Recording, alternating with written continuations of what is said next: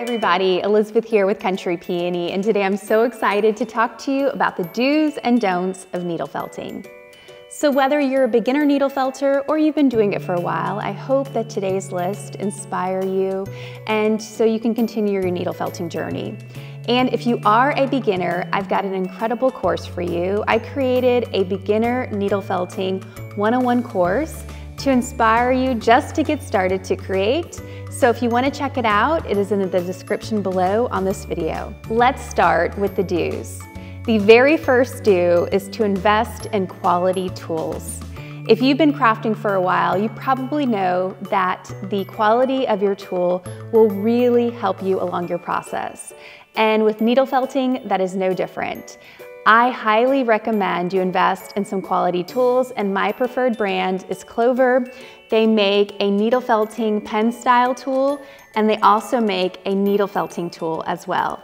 And I created a video for showcasing all of my favorite tools, and it's also here on YouTube, and I'll put it in the description below if you want to check that out as well. The next do that I have is to practice precaution. So needle felting is a very therapeutic and a very, very fun craft, but it can also be very dangerous. These really sharp needles, which help you pierce your wool and bring the wool together, are extremely sharp. And so I've actually hurt myself a couple of times because I wasn't paying attention as I was stabbing the needle up and down. So just be very, very careful, especially if you are a beginner. They also make these finger guards that you can put on so that you don't injure yourself in the process. My next do is to make sure that you clean your mat after every single use. And so Clover makes this amazing mat cleaner that all you have to do is you pull through and it releases the fibers. And the reason why you want to do that is because whenever you're working on your next project, you don't want the fibers from the old project to get onto your new project. And I have done this so many times. I'm working with a really vibrant pink, and then I go to a more muted color, and it ruins the project. So I've learned from experience, make sure that you clean your mat, and it just takes a couple of different strikes across your mat to get all of that wool out. Another do is from experience, do purchase backup needles. So I always have at least 2 backup needles on hand because your needles will break and they will also become dull. And you do not want dull needles when you're working on your needle felting. And you also don't want to break your needles and then not have any more to finish your project. So it's just a matter of making sure that you always have backup needles on hand. The last do that I have for you today is do tear your wool. Do not cut it. So when you're working on your wool and you want to take off a piece, I recommend carefully tearing it so that you have this beautiful edge that you can seamlessly blend into your wool fibers. Now, you notice this edge, and we're going to cut the other side. I do not recommend this, but you see it's a blunt edge, and then you've got your beautiful edge here. When you start felting into your wool, this will not be as seamless as this side. So I do recommend that you tear to tear your wool and you don't cut it. Now onto my don'ts. Don't use low quality wool roving. So I prefer to use 100% wool for my wool roving in my projects. And I have used synthetic wool before, and there are fibers in there, and the finished product is just not as beautiful. I have had people reach out to me saying that they're allergic to wool, so then you can use synthetic fibers, but if you can, I would highly recommend the wool fibers.